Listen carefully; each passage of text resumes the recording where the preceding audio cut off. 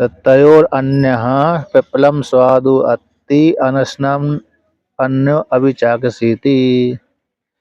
इस वाक्य के माध्यम से ये सिद्ध कर दिया कि बुद्धि को लेकर के जीवात्मा सुख दुख के फलों का उपभोग करता है। भाई जब बुद्धि के माध्यम से जान लेता मैं असंग हूँ, तो उसमें ही क्या भोक्तृत्व संज्ञा समाप्त हो जाती है, क्योंकि जीव में और ईश्वर में कोई भेद नहीं है। जब बुद्धि से युक्त होता है तो अपने को जीव और ईश्वर को पृथक मानता है, और जब बुद्धि से रहित हो जाता है तो अपने को साक्षी मानता है। इस प्रकार तो जो साक्षी रूप जो ईश्वर परमात्मा है वो खाता नहीं बल्कि दृष्टा बन करके देखता रहता है। और जो भी क्रिया आदि है, क्रिया आदि तो क्रिया आदि है किसको, क्रिया जिसको आश्रय करके रहती है उसमें विकार उत्पन्न कर देती है। बिना विकार उत्पन्न किए क्रिया की अभिव्यक्ति नहीं होती, और आत्मा में किसी भी प्रकार की क्रिया नहीं होती। और जो आत्मा में क्रिया देखी जाती है वो देह वाली है। आत्मा में जो भी क्रिया देखी जाती है वो स्थूल शरीर की होती है, स्थूल शरीर और सूक्ष्म शरीर के माध्यम से। तो इसलिए पूर्व पक्षी ने कहा था कि लोक में देखा जाता है कि देवदत्त संस्कार वाला है, देवदत्त ने अपने को संस्कृत मान लिया, यज्ञोपवीत पहन लिया तो मैं संस्कृत हो गया, स्नान कर लिया तो मैं संस्कृत हो गया, आचमन कर लिया तो मैं संस्कृत हो गया। तो ऐसा पूर्व पक्षी ने कहा था। तो आप एक सिद्धांत के ऊपर आक्षेप लगाया था, आप कैसे कह सकते हो। लोक में तो देखा जाता है कि आत्मा संस्कृत होती है, संस्कार वाली होती है। तो सिद्धांति ने कहा कि जहाँ पर संस्कृत वाली होती है वो देह ही है, देह से युक्त है, देह के साथ ताज़ा संबंध है। इस हेतु से देह का संस्कार हो जाने से, देह और अंतःकरण के माध्यम से संस्कार हो जाने से आत्मा में आरोप हो जाता है, बल्कि स्वतंत्र रूप से आत्मा में संस्कार नहीं होता। स्वतंत्र आत्मा में संस्कार नहीं होता, क्योंकि आत्मा असंग कूटस्थ है। इसलिए आत्मा किसी भी प्रकार की जो क्रिया के चार फल थे, उत्पाद्य, विकार्य, उत्पत्ति हो गई, आपत्ति हो गई, विकृति हो गई और संस्कृति हो गई। उसके कारण हो गए उत्पाद्य, आप, विकार, संस्कार्य, वो फल हो गया। उत्पत्ति, आपत्ति, विकृति, संस्कृति ये प्रत्यय होते हैं। तो उत्पत्ति को उत्पाद्य बोल देते हैं, विकृति को विकार बोल देते हैं, और संस्कृति को संस्कार बोल देते हैं, और आपत्ति को आप बोल देते हैं। तो प्रत्यय के माध्यम से भेद हो जाता है। तो एक क्रिया जो क्रिया है वे चार प्रकार क्रिया होती है, क्रिया के फल होते हैं। तो क्रिया के फल किसी प्रकार से आत्मा के साथ संबंध नहीं होते, बल्कि कहते हैं आत्मा में जब वेदांत का चिंतन करता है तो वेदांत क्या कर देता है कि जो क्रिया के फलों को निवृत्त कर देता है। इसलिए जहाँ भी हम कर्ता हम प्रत्यय का विषय बनता है, वहाँ पर तो सगुण का ही वाचक होता है। ध्येय आदि संगात के साथ तादाद संबंध वाले को ही संस्कार देखा जाता है, और वही जो ध्येय आदि संगात से युक्त होता है वही कर्मों के फल का उपभोग करता है। स्वतंत्र जड़ भी भोग नहीं करती, स्वतंत्र चेतन भी भोग नहीं करता, बल्कि उपाधि से युक्त होकर के चेतन जीवात्मा भोग कर लेता है, बुद्धि से युक्त होकर के। इसलिए कहा है आत्मा इंद्रिय मन से युक्त को भोक्ता कहते हैं विद्वान। कठोपनिषद का वाक्य था। आत्मा यानी शरीर, इंद्रिय यानी पांच ज्ञान पांच कर्मेंद्रिय और मन, इससे युक्त होकर के भोक्ता कहलाता है। इनको भोक्ता कहते हैं, है ना। यही सुख दुखों का उपभोग करता है। आत्मा में आरोप हो जाता है मन, क्योंकि मन के धर्म है, सुख और दुख मन के धर्म है, लेकिन आत्मा में आरोप हो जाते हैं। बिना आत्मा के चेतन सत्ता के बिना, कूटस्थ जो चेतन है उसके बिना ये स्वतंत्र मन शरीर, स्थूल शरीर में, इंद्रियों में, मन में भोक्ता भी नहीं होता, बल्कि चेतन सत्ता की प्रतिबिंब जो चेतन सत्ता है, बिंब का प्रतिबिंब, उसके माध्यम से ही अंतःकरण में भोग होता है। लेकिन उसके माध्यम से प्रतिबिंब में आरोप होकर के प्रतिबिंब के माध्यम से बिंब में आरोप हो जाता है परंपरा से। इस प्रकार से।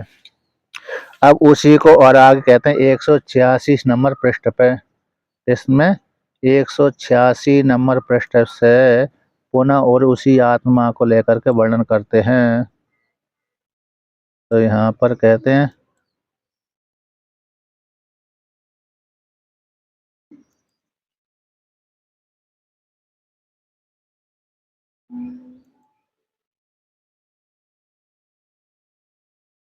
अच्छा, तो देखिए, तथा उसी प्रकार से श्वेतास्त्र उपनिषद की श्रुति कहती है, क्या कहती है? देह आदि से युक्त प्रमात्री आत्मानम सोपाधिक चित धातु मिथ्या संस्कारित्व मुक्त।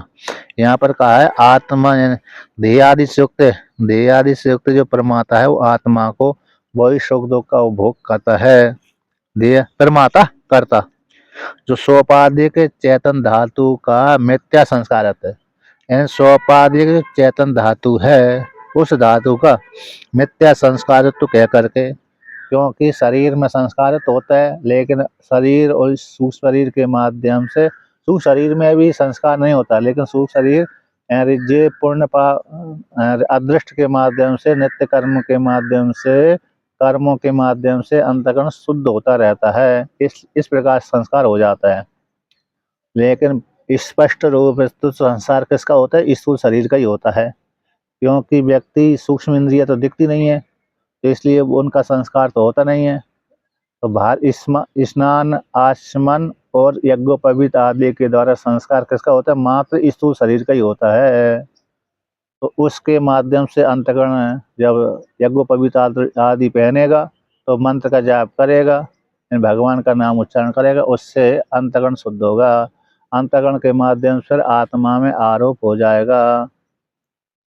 इस प्रकार से अब उसी को वहां पर कहते हैं के सोपाधिक जो चेतन धातु के मिथ्या संस्कार को कह करके निरुपाधिक का असंस्कारित्व में प्रमाण देते हैं कि जो उपाधि से रहते निर्गुण परमात्मा हैं, उपाधि से रहते जो निर्गुण परमात्मा है वह किसी भी प्रकार की क्रिया के साथ संबंध नहीं होता, क्रिया और क्रिया के फल के साथ संबंध नहीं होता, इसलिए आत्मा असंस्कारित्व है। उसको लेकर के श्वेतास्त्र उपनिषद का दृष्टांत देते हैं। तो 186 नंबर पृष्ठ की अंतिम पंक्ति भाष्य की, तथा एको देवः सर्वभूतेषु गूढ़ः सर्वव्यापी सर्वभूतांतरात्मा कर्माध्यक्षः सर्वभूतादिवासः साक्षी चेता केवलो निर्गुणश्च इति। तो यहाँ पर कहते हैं एक परमात्मा एको हम अद्वितीय नेहा नानास्ति कंचना, वह एक है, सुगत सजाति विजाति भेष रहते हैं परमात्मा।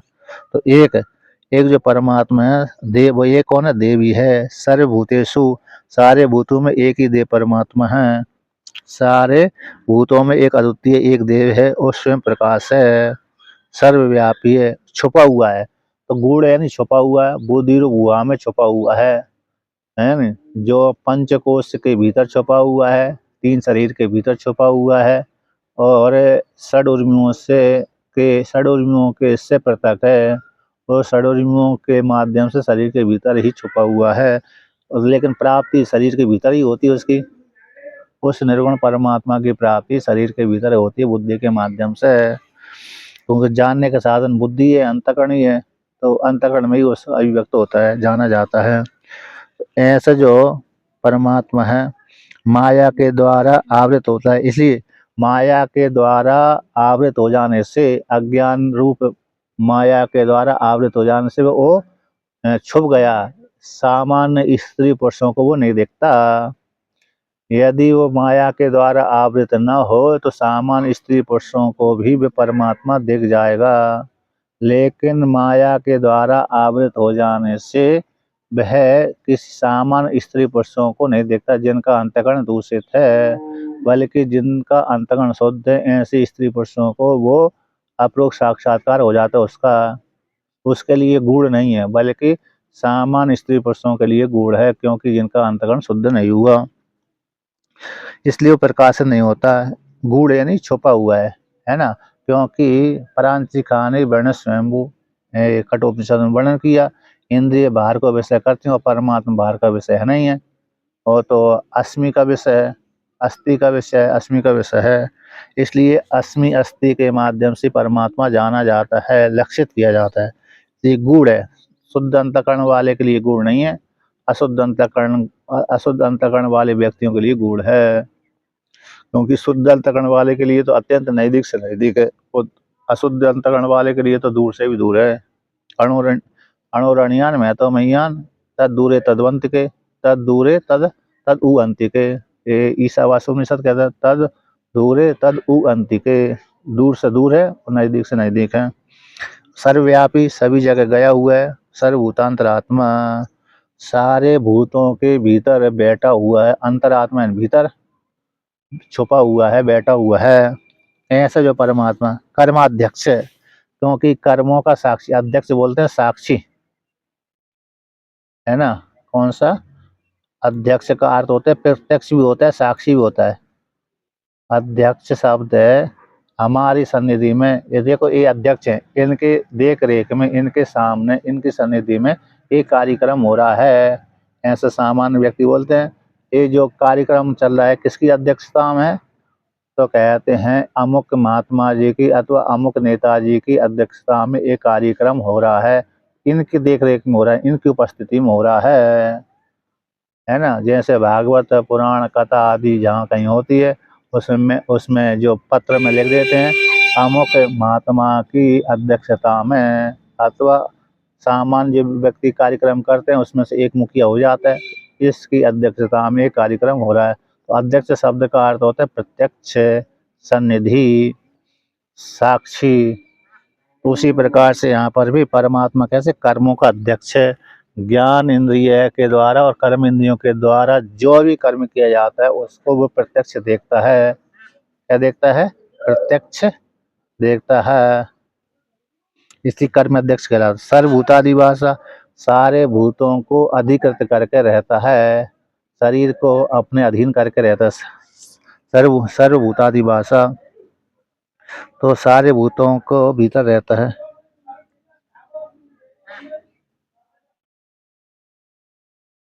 अब कहते हैं साक्षी है, सारी भूतों के, सारे पांच ज्ञानेंद्रिय, पांच कर्मेंद्रिय के भीतर अथवा पंचभूतों के द्वारा निर्मित शरीर के भीतर रहता है, उसको अधिकृत करके रहता है ना। उसको अधिकृत करके, अधिकार करके रहता है, उसको बांध करके रखता है। यदि परमात्मा रूप जो जीवात्मा है, जीवात्मा रूप जो परमात्मा इस शरीर से निकल जाए तो ये स्थूल शरीर फिर ठहर नहीं पाता, उसको जाने मरना ही पड़ता है, मतलब नष्ट भ्रष्ट होना ही पड़ता है। इसलिए सारे भूतों में अधिवास, सारी भूतों में बसा रहता है, अवस्थित रहता है। ऐसा साक्षी है, दृश्य को लेकर का साक्षी होता है, दृश्य को लेकर दृष्टा, जानने का नाम साक्षी है। साक्ष्य, साक्ष्य कोई ना कोई साक्ष्य होगा, साक्ष्य मतलब कोई ना कोई दृश्य वस्तु होगी, उसी को लेकर के उसका नाम हो जाता है साक्षी। यदि कोई दृश्य वस्तु है ही नहीं तो साक्षी कहाँ का, दृष्टा भी कहाँ का। दृष्टा साक्षी शब्द तो मात्र निमित्त को लेकर के होते हैं, इसलिए आत्मा साक्षी है, मतलब कोई साक्षी को लेकर के, चाहे वो रूप को लेकर के, चाहे नाम को लेकर के, इसकी साक्षी के साथ। चेता चित स्वरूप है, चेता शब्द चित स्वरूप। केवलो, केवल चेतन निर्गुण है, केवल गुणों से, केवल कैसे निर्गुण है। साक्षी आदि तो उपाधि शब्द ही है। देव का विभू होने से, सर्व प्राणी प्रत्यत्वात्, देव का, देवता देव परमात्मा का विभू हो जाने से, सारे प्राणियों के प्रत्यय, सारे प्राणियों के प्रत्यय को जानने वाला होने से, और आवरण से, आवरण होने के कारण ही उसका भान नहीं होता, माया के द्वारा आवृत हो जाने से वो उसका भान नहीं हो पाता। बाकी परमात्मा है, कैसा है, सभी को व्याप्त करके रहता है, सभी का साक्षी है। और प्रत्यक्षत्व में कहते यहाँ प्रत्यक्ष हो जाने पर भी कर्तृत्व हो जाए, करना कर्माध्यक्ष है, क्रिया का साक्षी है। कर्माध्यक्ष शब्द से टीकाकार ने इसका क्रिया का साक्षी लिया है। 187 नंबर पृष्ठ पर तीसरी पंक्ति में कर्म अध्यक्ष का अर्थ किया है क्रिया का साक्षी। जो भी हम कर्म करते हैं, शारीरिक, मानसिक, वाचिक, तीन प्रकार की क्रिया होती है ना, शारीरिक क्रिया, वाचिक क्रिया और मानसिक क्रिया शरीर के द्वारा संपादित होने वाली शारीरिक क्रिया कहलाती है, वाणी के द्वारा संपादित होने वाली वाचिक क्रिया कहलाती है, मन के द्वारा संपादित होने वाली क्रिया को मानसिक क्रिया कहते हैं। तो तीनों प्रकार की क्रियाओं का साक्षी है। यहाँ पर इसका क्या है कि साक्षी होने से द्वैतापत्ति हो जाएगी, क्योंकि साक्ष्य एक साक्षी हो गया, देखने वाले एक दृश्य हो गया। पूर्व पक्षी इस सिद्धांत का कारण इसका अर्थ निकालते हैं एक एक व्युत्पत्ति को लेकर के साक्षी शब्द से। कहते साक्षी मानेंगे तो द्वैतापत्ति आ जाएगी, क्योंकि साक्ष्य अलग हो जाते हैं और देखने वाला अलग होता है, दृश्य अलग होता है। तो द्वैतापत्ति तो आई गई न, सारे भूतों का अधिष्ठान है, सर्वभूतादि भाषा शब्द है ना, तो सारे भूतों का अधिष्ठान है, उसमें कल्पित है। तो सारे भूतों के अधिष्ठान होकर के साक्षी होता है। सारे भूतों को अपने में आश्रय करके, अपने में कल्पित करके कैसे होता है, साक्षी होता है। अधिष्ठान अधिष्ठान है आधार, अपने में ही आरोप करता है सभी भूतों को, अपने में आश्रय लेकर के अपने को अधिष्ठान बना करके अपने में कल्पित करके उनका साक्षी होता है। और साक्ष्य यहाँ पर आगे की है कि अधिष्ठान रूप साक्षी में जो साक्ष्य कल्पितम इति भावा, अधिष्ठान रूप साक्षी उसमें जो साक्ष्य था, दृश्य था, साक्ष्य दृश्य, चाहे वो नाम वाला दृश्य हो चाहे रूप वाला दृश्य हो, उसमें कल्पित ही है। तो साक्षी शब्द के अर्थ कहते चेता केवलम बोधत्व सती अकर्ता साक्षी लोक प्रसिद्धम। कहते हैं बोधरित हो जाने पर अकर्ता है साक्षी, अकर्ता साक्षी है, कर्ता से रहित साक्षी है, लोक में प्रसिद्ध है। कर्ता नहीं है लेकिन साक्षी है। बोधरित ज्ञान स्वरूप हो जाने पर कहते हैं कर्ता तो नहीं लेकिन साक्षी है, लोक में प्रसिद्ध है। और चकार शब्द से निर्वंशा में जो चकार शब्द है दोषों के अभाव के समुच्चय करने के लिए है, इसलिए निर्गुण होने से निर्दोष है। और कहते गुणों कैसे दोष गुणों यानी दोष का नाश हो, संस्कार और ना इत्यर्थ है। आत्मा में किसी प्रकार के गुण नहीं है, किसी प्रकार का संस्कार नहीं हो। गुण हो तो फिर कोई ना कोई गुण हो तो हटाया जाए, संस्कार किया जाए, किंतु आत्मा में कोई गुण है ही नहीं है, तो संस्कार काहे का। आत्मा में यदि कोई ना कोई गुण पाए जाते हैं तब तो आत्मा का संस्कार होता, किंतु आत्मा में कोई ना कोई किसी प्रकार गुण पाया नहीं जाता, इसलिए आत्मा का संस्कार भी नहीं होता। इस प्रकार से वर्णन किया।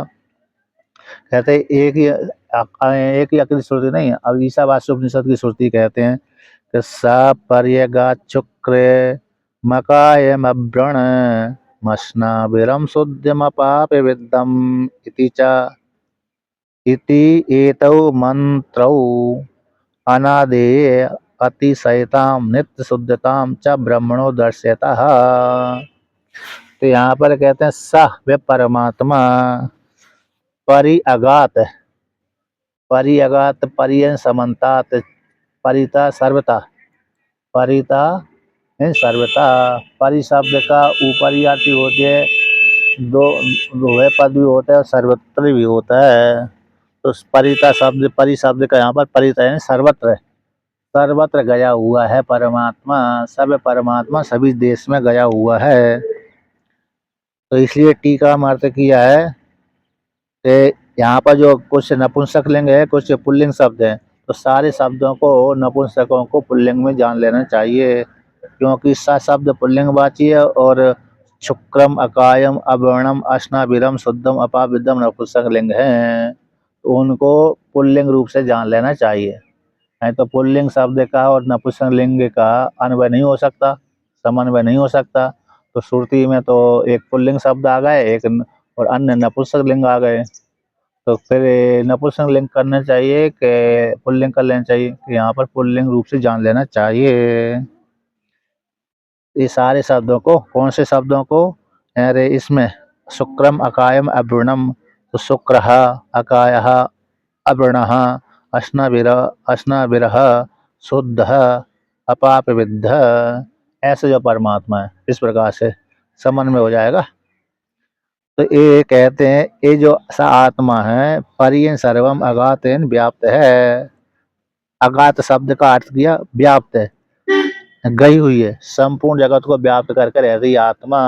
आत्मा संपूर्ण जगत को व्याप्त करके रहती है। शुक्र शब्द से दीप्तिमान ले लिया।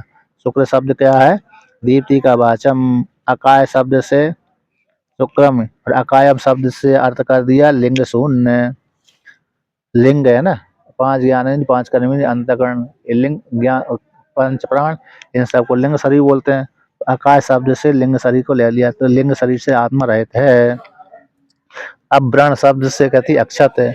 अब लिंग शरीर ही नहीं है तो छत कैसा होगा, है ना। सूक्ष्म स्थूल शरीर में छत होता है, लिंग शरीर में भी इंद्रियों का एक इंद्रिय का अभाव तो होते नहीं है। लिंग शरीर में पूरी पूरी इंद्रिय रहती हैं। हाँ, यदि स्थूल शरीर में आकर के वो कार्य न करें, अनुग्रह देता है उसके ऊपर अनुग्रह न करे, उस इंद्रिय पे पूर्ण उसका उतने ही उस इंद्रिय के अभिमानी देवता में पूर्ण न हो तो इंद्रिय कार्य नहीं करते। लेकिन इंद्रिय का अभाव नहीं होता वहां पर। जितना भी पुर्यष्टक होगा उसमें पूरा ही का पूरा रहेगा। जितना भी सूक्ष्म शरीर रहेगा उसमें एक एक भी इंद्रिय का अभाव नहीं होता। लेकिन जो व्यक्ति अंधे होते हैं, लंगड़े होते हैं, लूड़े होते हैं, काने बहरे जितने भी होते हैं, उसमें इंद्रिय तो रहती है लेकिन इंद्रिय के ऊपर अनुग्रह करने वाला देवता जो वो अनुग्रह नहीं करता, क्योंकि उसके लिए उस जीवात्मा के सुख और दुख भोगने के लिए उसने ऐसा पुण्य उस देवता का पुण्य अर्जन नहीं किया था।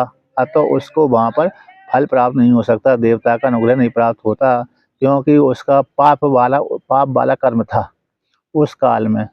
इसलिए पाप कर्म के कारण वो इंद्रिय काम करना बंद कर देती है। देवता ने अनुग्रह करना बंद कर दिया तो इंद्रिय कार्य करना बंद कर देती है। अब जब भाई पुण्य बढ़ा लो तो बढ़ाने के पश्चात पुनः देखना चालू हो जाता है। जैसे व्यक्ति जवानी में देखता रहता है, वृद्धावस्था में जाकर के मोतियाबिंद आदि हो जाते हैं तो देखना बंद हो जाता है। अब मोतियाबिंद हो जाने के बाद फिर व्यक्ति का देखना बंद हो गया, लेकिन फिर भी ऑपरेशन कराने से, लेंस डाल लेने से पुनः देखने लगता है। तो मतलब इसका है कि जब देखना बंद हो जाए तो समझ लेना चाहिए अरे उसके अभिमानी देवता ने अनुग्रह करना बंद कर दिया। अब पुनः वैद्य आदि के पास में गया, पुनः देखना चालू हो गया लेंस आदि के माध्यम से, तो वहां पर यही स्पष्ट है कि पुनः पूर्ण कर्म वृद्धि को प्राप्त हो गए थे, बढ़ गए थे। इसलिए वो वैद्य के पास में जाने से वो उसका जो इंद्रिय का अनुग्रह देवता है उसने अनुग्रह करना चालू कर दिया। अनुग्रह चालू कर दिया तो फिर देखना चालू हो गया, है ना। क्योंकि अनुग्रह देवता ने पुनः चालू कर दिया, उसके पुण्य ऐसे उदित हो गए थे, पुनः पुनः बीच में पैदा हो गए थे, इसलिए वो देखना चालू हो जाता है। नहीं तो यदि अनुग्रह देवता अनुग्रह ना करे तो डॉक्टर कितनी कोशिश कर ले वो दिखेगा ही नहीं, है ना। डॉक्टर नहीं, वैद्य अनुग्रह देवता चालू कर देते वहां पर उस काल में, तो देखना चालू हो जाता है। तो इसलिए एक कैसे हो गया, अब व्रणम यानी अक्षत, अश्नाविरम, अश्ना विरम, स्नायु यानी सिरा, सिराओं से रहे थे, नस नाड़ियों से रहे थे। अश्नाविरम शब्द से सिरा, सिरा से विदुरेन रहे थे, विदुरेन ही रहित हो जाता है। यानी सिनाभी, सिनाविरा, अश्नाविरा, तो छिद्र आदि से रहते, यानी स्थूल शरीर होगा तो छिद्र होगा, किंतु स्थूल शरीर नहीं तो छिद्र कहाँ से होगा। यानी अश्नाविरा सिरा विदुरम अनस अनस्वरम, अनस्वरिति वा अथवा आत्मा नश्वर से रहते है। दो अर्थ कर दिए थे। आभ्याम पदाभ्याम, इन दोनों शब्दों के द्वारा, किसके शब्दों के द्वारा, अव्रणम अश्नाविरम इस शब्दों के द्वारा, है ना, अश्नव इरम इन शब्दों के द्वारा।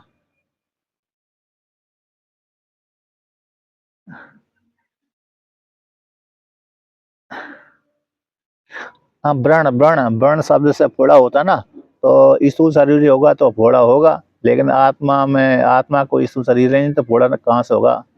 आत्मा का यदि स्थूल स्थूल शरीर होता तो फोड़ा होता, आत्मा का कोई स्थूल शरीर है नहीं, ये फोड़ा से रहता है। इसलिए इस शब्द, एक शब्द कह देने से क्या हो जाएगा, लिंग शरीर, आकाश शब्द से तो लिंग शरीर का निषेध कर दिया। अन्य शब्द आए हैं, अव्रण, अश्ना विरम इत्यादि शब्द हैं, इनसे क्या हो गया कि वह स्थूल शरीर से ही रहते हैं, स्थूल शरीर से ही रहते और सूक्ष्म शरीर से ही रहे, स्थूल देह से शून्यत्म। ये दोनों पदों के द्वारा, किन दोनों पदों के द्वारा, अव्रण अश्ना विरम शब्द के माध्यम से, ये दोनों शब्दों के माध्यम से वे स्थूल शरीर से भी रहते हैं, स्थूल देह से रहते हैं। अब कौन है, शुद्धम आया ना, शुद्धम, शुद्ध शब्द से कहते हैं राग आदि मल शून्यम, शुद्ध शब्द कहते हैं जो अविद्या अस्मिता राग द्वेष अभिनिवेश पंच क्लेश होते हैं ना, अविद्या अस्मिता राग द्वेष अभिनिवेश पंच क्लेश, ये योग सूत्र में अच्छी प्रकार से इनका वर्णन किया गया। योग पातंजल योग दर्शन में भाष्य में आएगा, है ना। अविद्या है, अस्मिता है, राग द्वेष अभिनिवेश पंच क्लेशा, ये 5 क्लेश होते हैं। तो शुद्ध शब्द कहने से राग आदि मल से शून्य, तो राग आदि शब्द से, आदि शब्द से 5 क्लेश ही जाएंगे, पंच क्लेशा। अपाविदम, अपाविदम शब्द आया, अपाविदम शब्द से यहाँ पर पूर्ण पाप ले लिया, पूर्ण पाप के द्वारा वो संबंध नहीं होता, इस प्रकार से। तो ये इस श्रुति के माध्यम से क्या दे दिया कि ये दोनों मंत्र, श्वेतास्त्र उपनिषद का मंत्र और ईशावास्य उपनिषद का मंत्र, ये दोनों मंत्र आधेयता अतिशय, आधेय यानी ग्रहण करना, स्वीकार कर लेना, अतिशय को स्वीकार कर लेना। तो अनाधेय का अर्थ कर दिया कि अनाधेय का अर्थ हो गया किसी प्रकार के अतिशय को स्वीकार न करना। ऐसा जो आत्मा है, ब्रह्म है, किसी प्रकार के अतिशय उसमें नहीं है। जैसे सामान्य व्यक्ति में अतिशय होता है, इसके पास इतना धन है तो दूसरे के पास में उससे ज्यादा धन हो सकता है, राजा के पास ज्यादा धन होता है, इंद्र आदि देवता के पास ज्यादा हो जाता है, ब्रह्मा जी के पास ज्यादा हो गया, तो अतिशय हो गया ना यहाँ पर। लेकिन ईश्वर और परमात्मा में कोई अतिशय नहीं है। इसलिए ये दोनों मंत्र परमात्मा के विषय में, आत्मा के विषय में अतिशय रहता को दिखलाते हैं, नित्य शुद्धता को दिखलाते हैं। ब्रह्म में नित्य शुद्धता को ये दोनों मंत्र दिखलाते हैं कि आत्मा नित्य शुद्ध मुक्त स्वभाव वाली। इसलिए किसी उत्पत्ति जो क्रिया के जो 4 फल हैं, किसी के साथ संबंध आत्मा का नहीं होता। और जो भी देह आदि में संस्कार हो रहा है वो ईश्वर शरीर के है, आत्मा के नहीं है, आरोप मात्र भली हो जाए। अब उसी को राग कहते हैं। ब्रह्म भावश्चा मोक्ष, और ब्रह्म भावी मोक्ष है। ब्रह्म को प्राप्त हो जाना ही ब्रह्म, जीवात्मा अपने स्वरूप को जान लेना, जीव में ब्रह्म हो गया, ब्रह्म भाव है, भाव्यान हूँ, ब्रह्म हूँ, यही मोक्ष है। मैं जीवात्मा जब अपने को ऐसा जान लेता है कि मैं ब्रह्म हूँ, ऐसा जानना ही मोक्ष कहलाएगा, है ना। भाव यानी सत्ता, भू धातु से भाव शब्द बनता है। तो ब्रह्म में हूँ, मैं हूँ, अस्थि रूप हूँ, नित्य हूँ, शुद्ध हूँ, बुद्ध मुक्त स्वभाव वाला हूँ, ऐसा जिससे किसी भी स्त्री को अथवा पुरुष को दृढ़ निश्चय हो जाए। यद्यपि दृढ़ निश्चय नहीं भी हुआ तब भी ब्रह्म है, लेकिन दृढ़ निश्चय हो गया तो वो मुक्त ही हो गया। तो कहते ब्रह्म भाव ही कैसे मोक्ष है। इसलिए निगमन करते हैं तो तस्मात् न संस्कारियो अपि मोक्षा, इसलिए संस्कार्य है, कैसे संस्कार्य, तो इसलिए संस्कार्य किसी प्रकार का संस्कार, मोक्ष संस्कार्य नहीं है। किसी भी प्रकार का जो क्रिया का जो फल है, 4 उसमें जो संस्कारी एक फल है वो मोक्ष है, वो संस्कारी होता ही नहीं है। ब्रह्म रूप जो मोक्ष है, मोक्ष शब्द है ब्रह्म है यानी आत्मा, आत्मा ब्रह्म मोक्ष पर्यायवाची है यहाँ पर। तो ब्रह्म रूप जो मोक्ष है किसी प्रकार से, किसी भी हेतु से संस्कारी नहीं होता।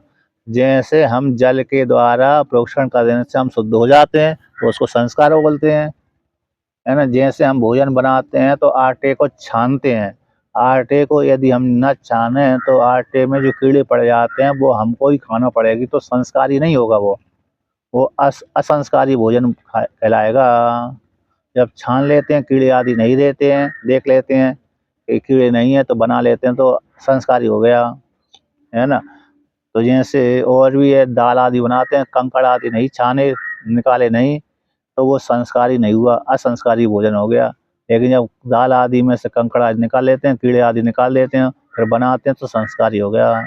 इस संस्कारी तो आत्मा में मोक्ष रूप जो आत्मा है, ब्रह्म रूप जो आत्मा है, किसी प्रकार के हेतुओं से संस्कारी नहीं बनती। आत्म मोक्ष कैसे, मोक्ष तो ब्रह्म रूप ही है, असंस्कारी है। निगमन करते हैं, क्या करते हैं, अत इसी हेतु से अन्यत मोक्षम प्रति क्रिया अनुप्रवेश द्वारा न सक्यम कैनचिद दर्शितुम, के 4 प्रकार की जो क्रिया से भिन्न 5 भी प्रकार क्रिया होती नहीं है। 4 प्रकार की जो क्रिया होती है, क्रिया का फल होता है, 4 प्रकार की क्रिया के फल से 5वीं क्रिया का फल कोई होता ही नहीं है। इसी तरह से अन्यत मोक्ष के प्रति, मोक्षम प्रति ब्रह्म रूप जो मोक्ष है उसके प्रति क्रिया का अनुप्रवेश के प्रति द्वार क्रिया अनुप्रवेश का जो द्वार है उस द्वार को किसी भी हेतु से किसी भी कारण से दिखलाने की शक्ति नहीं है मोक्ष में। अर्थात मोक्ष में किसी प्रकार की क्रिया का साथ संबंध नहीं हो सकता, क्रिया क्रिया के फल के साथ संबंध होते नहीं है, द्वार है ही नहीं है, छेद है ही नहीं है, द्वार यानी छिद्र, किसी प्रकार का छिद्र नहीं है, दोष नहीं है, संबंध नहीं है, असंग कूटस्थ होने के कारण।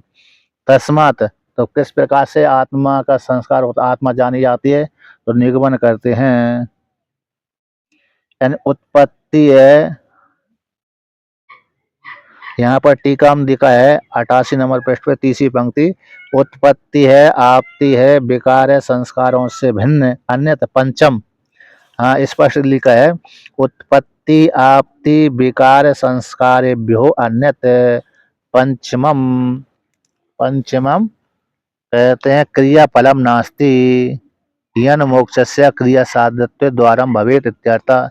उत्पत्ति आपत्ति विकार संस्कृति इन चारों से भिन्न जो पांचवा अन्यत इन पंचम क्रिया का फल है ही नहीं है जिससे मोक्ष को क्रिया के साध्य में द्वार माना जाए। मोक्ष को क्रिया के साध्य में द्वार माना जाए, क्रिया के माध्यम से मोक्ष फल की प्राप्ति हो, ऐसा कोई क्रिया के चार फल से भिन्न पांचवा कोई फल है ही नहीं है जिससे क्रिया के द्वारा मोक्ष की उत्पत्ति हो। इस प्रकार से द्वार है ही नहीं है, दिखलाने की शक्ति नहीं है।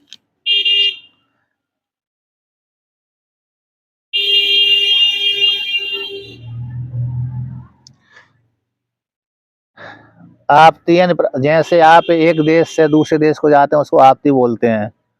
जैसे हम आप जिस गांव में हैं उस गांव में तो आप हैं, लेकिन दूसरे गांव में जाते हैं तो दूसरे गांव को आपने प्राप्त कर लिया ना, वो गांव तो वहीं पर है ही है।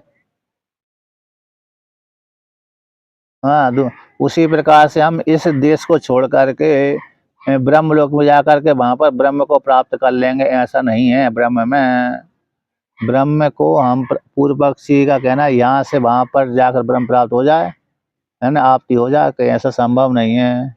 इसलिए अब यहाँ पर कहते हैं पूर्व पक्षी का कहना है कि जब क्रिया के साथ आत्मा का संबंध है ही नहीं है, ब्रह्म के साथ संबंध है ही नहीं है, तो फिर मोक्ष किसी भी प्रकार से साध्य तो नहीं है, किसी भी हेतु से साध्य नहीं है। तो फिर शास्त्र के द्वारा जो ब्रह्म का वर्णन किया जाता है तो शास्त्र बेकार है, शास्त्र का जो आरंभ है व्यर्थ हो जाएगा, क्योंकि शास्त्र भी क्रिया का बोध कराता है।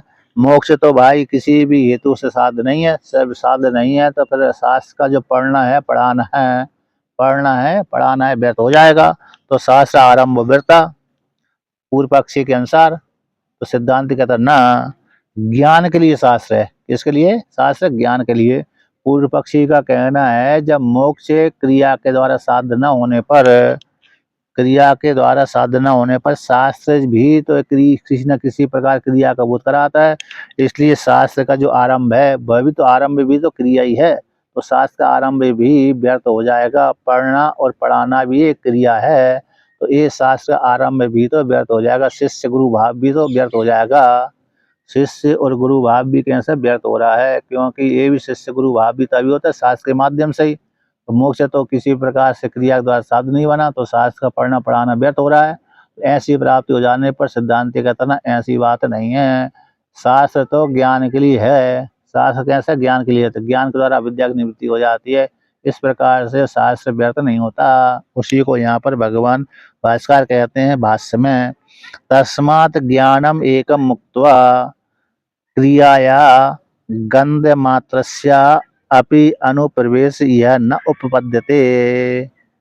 कहते हैं तस्मात् इस प्रकार से निगमन हो जाता है कि पांचवी क्रिया का कोई फल नहीं है, अस्मात् जिस कारण जिससे मोक्ष को संस्कार आदि माना जाए, क्रिया के द्वारा साध्य माना है। अस्मात् जिस कारण तस्मात् उसी हेतु से ज्ञान एक साधन को छोड़ करके, ज्ञान एक साधन को मुक्तन छोड़ करके क्रिया की गंध मात्र भी परमात्मा में मोक्ष में उत्पन्न नहीं की जा सकती। एक ज्ञान को छोड़कर ज्ञान रूप एक साधन है जिसके माध्यम से परमात्मा की प्राप्ति होती है। ज्ञान रूप एक साधन को छोड़ करके क्रिया का गंध मात्र भी नहीं है। जैसे हम भोजन बनाते हैं तो भोजन बनाने से पहले हम हींग किसी पात्र में रखी हुई हींग को डाल देते हैं, तो हींग के डाल देने से, हींग तो सारी भोजन में डाल दिया, पात्र में कुछ बची नहीं, लेकिन पात्र में कुछ न बचने पर भी उस पात्र से गंध आती रहती है हींग की। जैसे जिस जिस पूटक में जिस पूटक में हमने फूल पुष्प रखे थे, जिस पूटक में हमने पुष्प रखे थे, उन पुष्पों को हमने भगवान के ऊपर अर्पण कर दिए, चढ़ा दिए, है ना। अब उस पूटक से उन पुष्पों की गंध आती है थोड़ी देर के लिए, पूटक में गंध, लेकिन पूटक में गंध जल्दी नहीं आती, ज़्यादा नहीं आती, जल्दी जुड़ जाती। लेकिन जो हींग की डिब्बी रहती है उसमें तो महीना 15 दिन तक वो बनी रहती है, गंध बनी रहती है कि नहीं बनी रहती है, तो गंध बनी रहती है। तो उसी प्रकार से गंध मात्र भी आत्मा में प्रवेश हो जाए कि नहीं, बिल्कुल भी नहीं। क्रिया का गंध जैसे पूटक में अथवा हींग की डिब्बी में हींग ना होने पर भी, पूटक में पुष्प ना होने पर भी उनमें जो गंध आती है, ऐसी गंध मात्र भी आत्मा में प्रवेश नहीं किया जा सकता, कराई जा सकती। ये शब्द मोक्ष में, ये शब्द का अर्थ हो गया मोक्ष, इस प्रकार से। अब इसलिए आत्मा में लेस मात्र भी संबंध नहीं बनता। अब ऐसी प्राप्ति हो जाने पर, इस प्रकार सिद्धांति के द्वारा प्राप्त हो गई।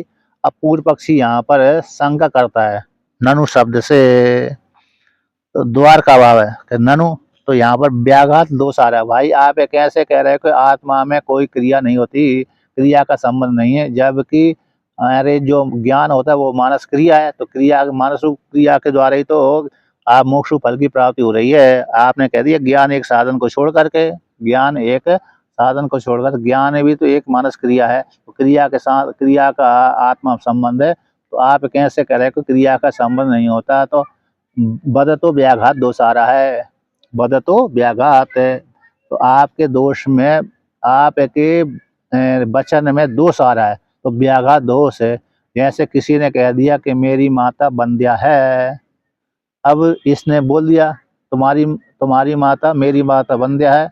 ऐसा बोलने वाला व्यक्ति अपने वाणी को ही झूठी का सिद्ध करता है।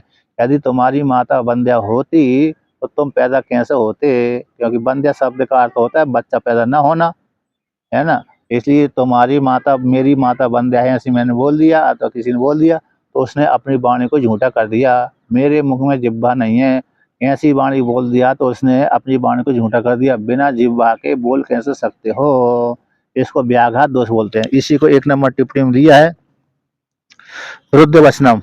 व्याघात दोष मतलब विरुद्ध वचनम। जैसे यावत जीवम हम मौनी ब्रह्मचारी च मे पिता माता तू मम बंध्या अस्माद बंध्या बंध्या बंध्या अस्माद अपुत्रस्य पितामह। यानी जीवन पर्यंत तक मैं मौनी हूँ और मेरा पिता ब्रह्मचारी है ना, मेरी माता कैसी बंध्या है और मैं अपुत्र वाला हूँ, मैं पुत्र नहीं, और मैं पिता वाला, पितामह हूँ, पितामह और पितामह हूँ इत्यादि जो वाक्य वृद्ध वचन वाले हैं। मैं जब तक जीवन धारण करा हूँ तब तक मैं मौनी हूँ। अब जीवन धारण तक मैं मौन धारण किया तो बोल कैसा रहा है, मेरा पिता ब्रह्मचारी है। यदि पिता ब्रह्मचारी होता तो आप पैदा कैसे होते, मेरी माता बंध्या है, यदि बंध्या होती तो फिर मैं कैसे पैदा होता, मैं किसी का पुत्र नहीं हूँ, पुत्र नहीं है तो फिर आप कैसे पैदा हो गए, पितामह हूँ इत्यादि। तो ये इत्यादि सारे वाक्य कैसे वृद्ध वचन वाले हैं, इनको व्याघात दोष बोलते हैं। जो वाणी बोली जा रही है उसमें दोष आ जाना तो व्याघात दोष कहलाता है। वृद्ध वचन, एक दूसरे के विपरीत जाना वृद्ध वचन कहलाता है। तो आप कैसे कह रहे हो कि भाई, तो सिद्धांति से पूर्व पक्षी पूछता है भाई आप कैसे कह रहे हो कि आत्मा में क्रिया के साथ संबंध नहीं हो सकता, जबकि यहाँ पर संबंध हो रहा है। उसी को लेकर के यहाँ पर कहते हैं भाष्य में, ननु ज्ञानम नाम मानसिक क्रिया। ज्ञान किसको बोलते हैं, मानसिक क्रिया को ज्ञान बोलते हैं, क्योंकि मन के द्वारा ही तो ज्ञान होता है। जब मन के द्वारा ज्ञान होगा, और आपने बोल दिया ज्ञान एक साधन को छोड़ करके और किसी प्रकार से आत्मा का साथ संबंध नहीं है, तो ज्ञान तो मानस क्रिया होती है। तो ऐसी प्राप्ति हो जाने पर जब क्रिया के साथ संबंध होगा हो रहा है, तो फिर आप क्रिया के अन्य क्रिया के फल को क्यों स्वीकार नहीं कर रहे। तो सिद्धांत कहता ना, ऐसी बात नहीं है। विलक्षणयात, विलक्षणता है मानस क्रिया में और अन्य क्रिया में, विलक्षणता है। कर्मकांड वाली क्रिया में, उपासना वाली क्रिया में और ज्ञान वाली क्रिया में भिन्नता है। यद्यपि ज्ञान मानस क्रिया ही है फिर भी, लेकिन जो उपासना वाली क्रिया में और कर्मकांड वाली क्रिया में भेद है। तो क्रिया किसको बोलते हैं, उसका लक्षण करते हैं। विलक्षण है ना, विलक्षणता। तथा मोक्ष में भी क्रिया अनुप्रवेश नास्ति, उसी प्रकार से मोक्ष में क्रिया का अनुप्रवेश नहीं होता, ये व्याघात दोष है। यहाँ पर टीका में लिखा है मानस ज्ञान भी विधि योग्य नहीं है, न विधि योग्य क्रिया, क्योंकि जो ज्ञान होता है वस्तु के अधीन है। यद्यपि मानस क्रिया वाला ज्ञान है, लेकिन वो ज्ञान भी कैसे वस्तु के अधीन होता है, कृति साध्य नहीं है। कैसे नहीं है, कृति के द्वारा साध्य नहीं है, इसीलिए से यहाँ पर कहते हैं विलक्षण है। विलक्षण को दिखलाते हैं, यानी जो ज्ञान होता है यद्यपि मानस क्रिया है, मानस क्रिया हो जाने पर भी कैसे विधि की योग्य क्रिया है। कर्मकांड उपासना कैसी हो, विधि की योग्य होती है, कर्मकांड और उपासना विधि की योग्य होती है। ऐसा ज्ञान विधि की योग्य नहीं होता, इसलिए क्रिया के साथ, क्रिया के द्वारा साध नहीं है ज्ञान, बल्कि वस्तु के अधीन है। ज्ञान हमेशा वस्तु के अधीन होता है, जैसी वस्तु होगी उसी प्रकार से होगा, उसी को क्रिया का लक्षण करते हैं। क्रिया कैसे कहते, क्रिया ही नामा स यत्र वस्तु स्वरूप निरपेक्ष एव च उत्पद्य चोद्यते पुरुष चित्त व्यापार अधीना च। तो यहाँ तक आएगा। क्रिया किसको कहते हैं, सब क्रिया यत्र जहाँ पर वस्तु के स्वरूप के अपेक्षा किए बिना ही उत्पन्न हो जाती है।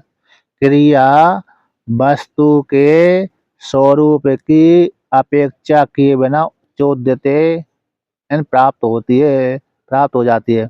और वह क्रिया कैसे, पुरुष से चित्त व्यापार अधीना, क्रिया कैसे पुरुष के चित्त के व्यापार के अधीन रहती है क्रिया। पुरुष से यदि, पुरुष का चित्त यदि क्रिया करने के लिए इच्छा है तो क्रिया करता है। पुरुष यदि चाहता है, चित्त यानी ज्ञान, पुरुष की इच्छा है, चित्त यानी ज्ञान के माध्यम से पुरुष से यदि इच्छा करता है, ज्ञान करता है, जानना चाहता है कि मैं ये कर्म करूं, यानी चित्त का व्यापार, पुरुष के चित्त के व्यापार का अधीन क्रिया होती है। पुरुष चाहता है कि मैं अरे ये कर्म करूं तो क्रिया होगी, पुरुष नहीं चाहता तो क्रिया नहीं होगी। पुरुष हाथ उठाना चाहता तो हाथ उठेगा, पुरुष हाथ उठाना नहीं चाहता तो हाथ नहीं उठेगा। तो पुरुष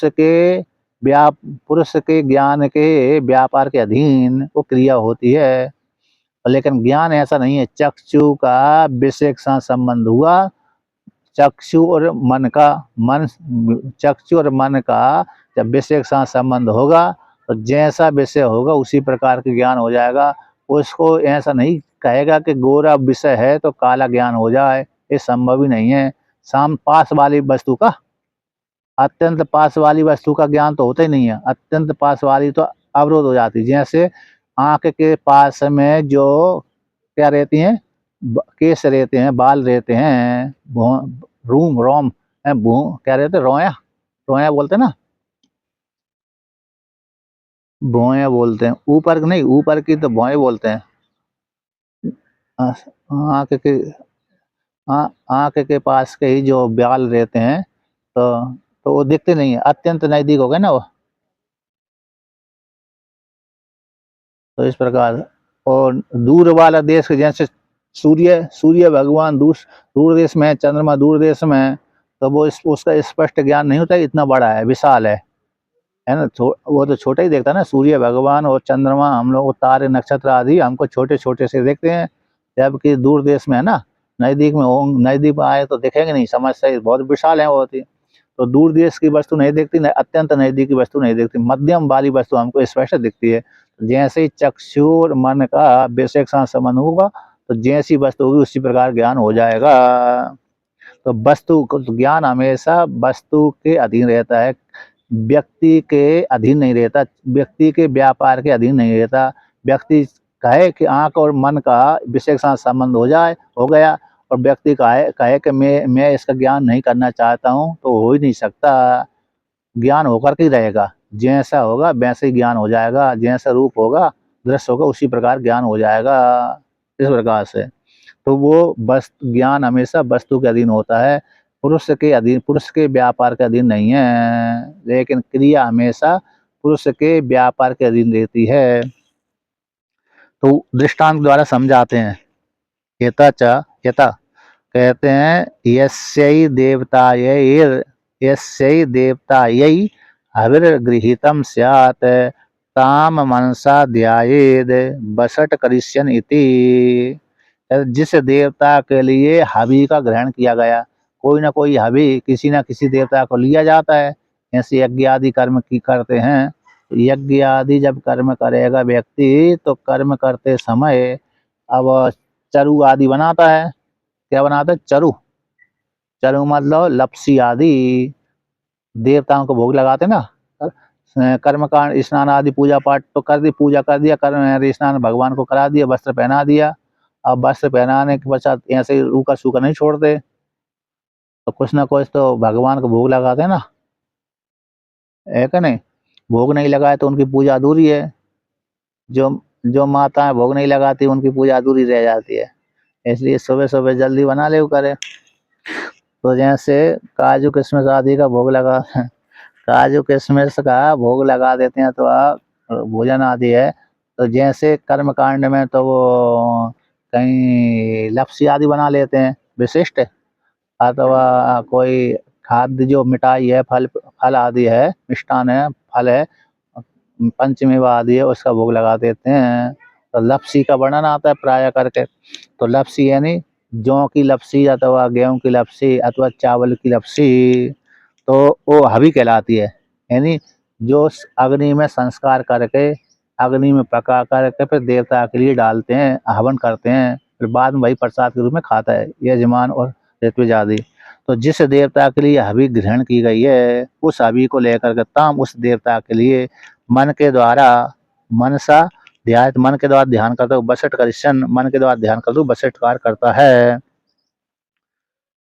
ना। जिस देवता का बसटकार करता हुआ ध्यान करे। बसटकार एक विशेष है, यानी ये बसट है ना, ओम फट स्वा, ओम फट स्वा इत्यादि बसट, बसट बैसठ है, बसठ है, बैसठ है, हुम है, फट है, स्वा है इत्यादि शब्द हैं। ये नहीं उच्चारण कर, यद्यपि इनका विशेष फल नहीं है, विशेष फल न होने पर भी यदि इनका उच्चारण नहीं करेंगे मंत्र के साथ तो फिर वो मारे क्या पूरा फल नहीं प्राप्त होगा। यद्यपि स्वतंत्र इनका कोई फल नहीं है, फल न होने पर भी यदि उच्चारण नहीं किया तो फिर क्या होगा, उस कर्म कांड का फल नहीं प्राप्त होगा। इसलिए कर्म, हाँ, मंत्र जाप करने में प्रयोग किया जाता है। कहीं किसी को स्व आहुति डालने में स्वादि किया जाता है, किसी को यानी मंत्र जाप करने में बोला जाता है, किसी को कुछ पितरों के लिए स्वादा है, देवताओं के लिए स्वा है। उसी प्रकार से मंत्र जाप करने के लिए बेसठ बसठ आदि न्यास करने के लिए, न्यास न्यास आदि ना, बेसठ बसठ आदि न्यास में आते हैं। मंत्र का जाप करते हैं तब न्यास में आते हैं। तो बसठ करते हुए, बसठ कार करते हुए मन के द्वारा ध्यान करे, तो हवि को ग्रहण कर ले, हवि को देव भगवान को देवता को अर्पण कर दे और सामने लगा दे कि हे भगवान आपके लिए, हे देवता आपके लिए हवि है। अग्नि में भी डाल देता है प्रक्षेप अग्नि, अथवा सीधा सीधा भगवान देवता अग्नि देवता के सामने रख देता है, भोग लगाता है। तो बसटकार करते हुए न्यास करके फिर बसट का ध्यान करता है, हे अग्नि देवता ये आपके लिए अभी है, हे इंद्र देवता आपके लिए अभी है। अग्नि में फिर चेप कर देता है। ऐसे पहले प्राणायाम करने के पश्चात फिर पूजा पाठ करते हैं ना, उसी प्रकार से पहले बसटकार करके जैसे रुद्राभिषेक करते हैं ना, रुद्राभिषेक करने से पहले न्यास कर लेते हैं, है ना। न्यास करने के बाद फिर रुद्राभिषेक करते हैं, रुद्री का पाठ करते हैं ऋत्विज ब्राह्मण आदि जो करने वाला है वो। उसी प्रकार से बसटकार करता हुआ मन के द्वारा ध्यान करे, हवि को अर्पण कर दे इत्यादि। तो उसी और कहते हैं आगे संध्या मनसा ध्यायते, संध्या को मन के द्वारा ध्यान करना चाहिए। संध्या को स्त्री विशेष संध्या नहीं है यहाँ पर, है ना, कोई स्त्री हो संध्या वो नहीं है। जैसे महात्मा लोग, महात्मा तो कथाकार कहते हैं, तो मतलब मजाक के रूप में, कोई लड़के का अरे विवाह नहीं हो रहा था तो कहीं रहता था, आश्रम आदि में रहता था। यार तुम संध्या का ध्यान करते हो कि नहीं करते हो, संध्या करते हो कि नहीं करते हो। आश्रम में रहता है किसी आश्रम में, तो कहता है उसके गुरुजन पूछते हैं संध्या करते हो कि नहीं करते हो। संध्या राजी हो तो तब तो करें, संध्या पड़ोस में कोई लड़की होगी तो कहते वो राजी नहीं तो करें कहाँ से, है क्या नहीं, मजाक के रूप में। ये मजाक वाली बात है, वो तो हंसी मजाक है। तो ऐसी है। यहाँ पर संध्या मन सा। हाँ। नहीं लगाना चाहिए ना। नहीं वो तो पका के मतलब वो तो यज्ञ का है, यज्ञ काल में पका के लगाते हैं।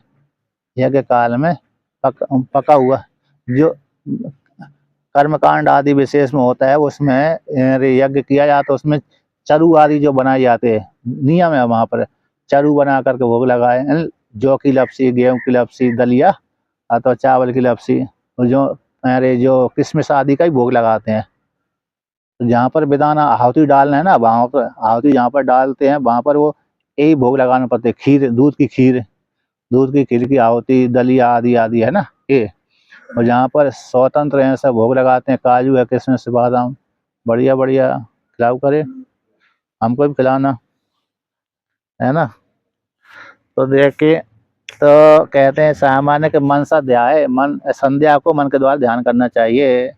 तो सामान्य के संध्या नहीं, संध्या, संध्या एक स्त्री का नाम भी है, ब्रह्मा जी की पुत्री भी कहलाती है।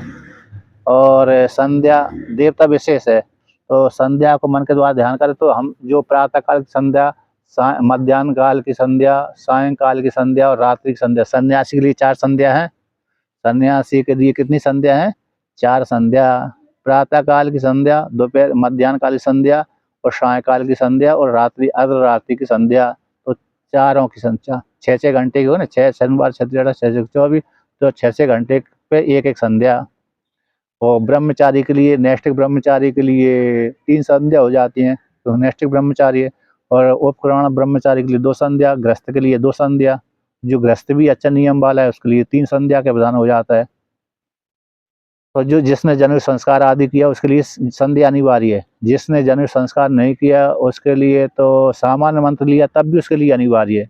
जिस स्त्री पुरुष ने गुरु मंत्र लिया है उसके लिए 2 संध्या विधान की जाती हैं। एक प्रातः काल की संध्या, एक सायंकाल की संध्या। यदि 2 में से नहीं, 2 करने में दिक्कत आ रही तो एक तो जरूर करना चाहिए उसको। सुबह वाली तो जरूर कर लेना चाहिए, सुबह वाली प्रातः काल जल्दी उठ करके उसको भजन तो कर लेना चाहिए। शाम को व्यक्ति व्यापारी है ना, शाम को नहीं कर पाते, व्यापार करने में दिक्कत आती है उनको, क्योंकि व्यापार करने में लगे रहते हैं ना, कभी कभी 12-1 बजे, 8 बजे, 9 बज जाते हैं, भीड़ आ गई तो कहाँ से संध्या करेंगे। तो प्रातः काल की संध्या तो उनको अनिवार्य रूप से कर ही लेना चाहिए, 1 घंटा तो है।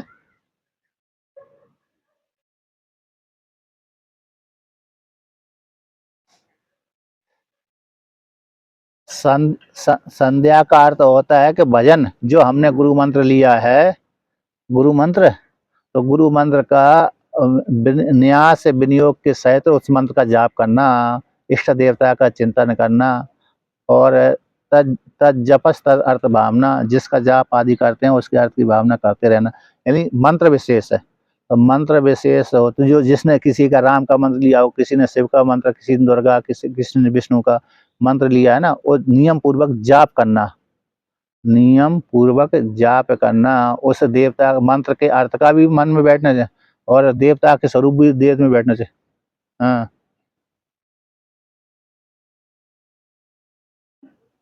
हाँ।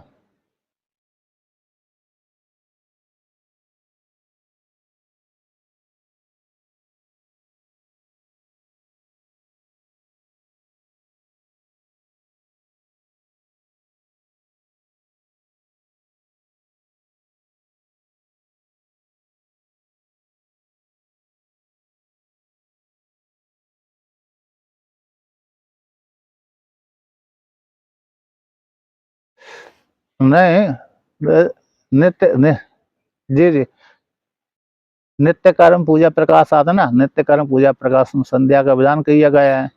आज हाँ, नित्य कर्म पूजा प्रकाश में संध्या का सब सभी जगह है। हाँ। नहीं नहीं। हाँ। नि, नि, उसमें देखो, जी जी,